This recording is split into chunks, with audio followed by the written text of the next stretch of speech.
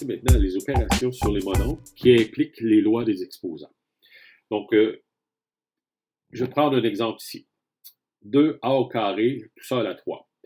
Donc ici, on met en application différentes lois. Donc, le 2 est affecté de l'exposant. Donc ici, je vais seulement faire 2 exposant 3.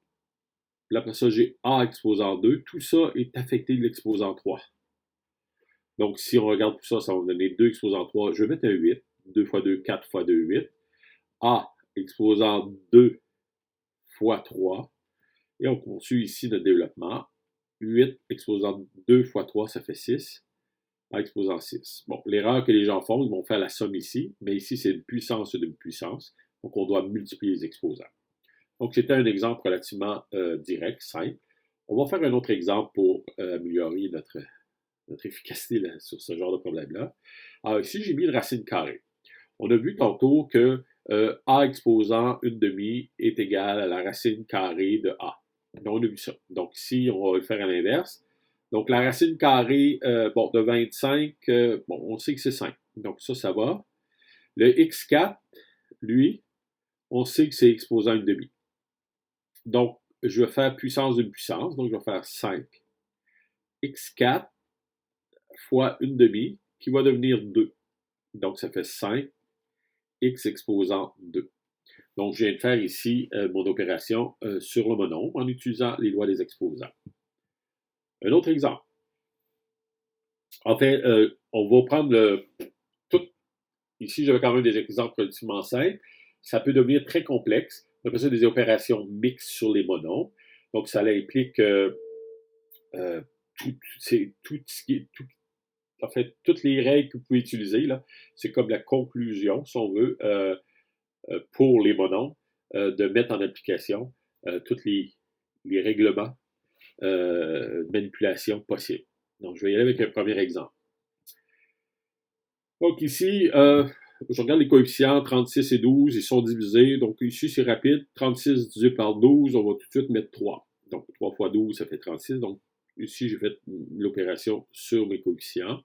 Après ça, j'ai A4 qui est divisé par 2. Donc, mes exposants se simplifient ici par la soustraction. Donc, ça va me donner 3 A2 qui est ma réponse. Donc, ça, ce genre d'opération-là, vous l'avez fait au début de l'année pour lorsqu'on a étudié la loi des exposants.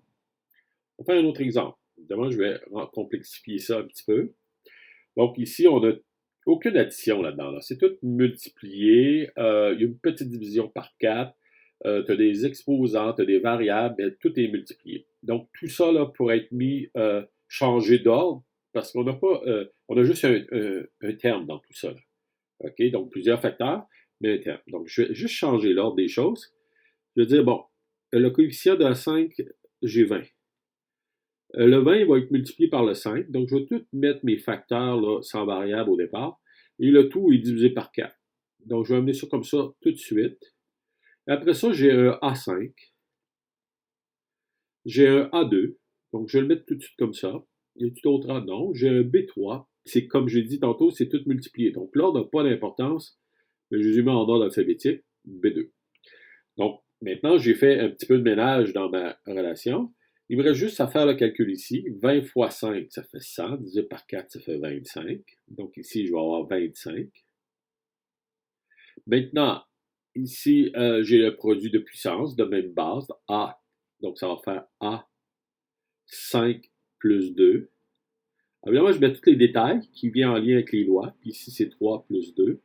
C'est certain qu'on demande de ne pas toujours écrire ça, mais c'est juste pour vous aider à comprendre d'où provient le fameux 7 que je vais écrire ici. A7, B5.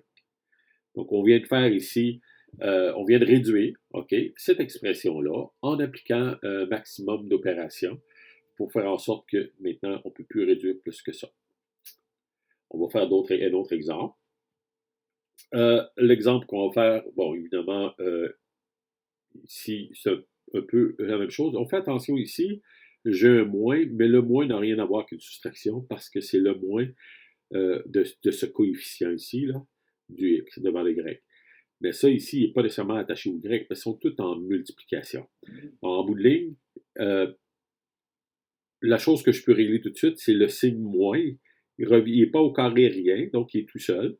Donc, je peux mettre tout de suite un moins, parce que je sais qu'il va rester. Par la suite, j'ai 4,6 ici. J'ai un 2,1 que je multiplie ici.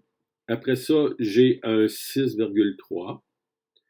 Après ça, je regarde les variables. J'ai un x carré. J'ai un x tout seul. J'ai un y carré. Et j'ai un y tout seul. Donc, si on fait tout ça, ben, on calcule nos facteurs ici constants. Donc, ça va donner moins 60,858. OK, donc ça, c'était pour cette partie-là. OK, par la suite, on regarde les x. J'ai x2 avec un x1, donc on fait plus 1. J'ai un y2 avec un 1 ici, donc on s'entend toujours les petits 1 ici, là. Donc plus 1. Et à ce moment-là, ça va me donner moins 60,858 x3, y3, parce qu'on fait la somme des exposants, qui est la loi produit de puissance. Donc, c'était un exemple d'opération mixte. Maintenant, ça va être à vous de pratiquer. C'est le secret. Donc, suivez les recommandations pour les exercices. Bonne pratique.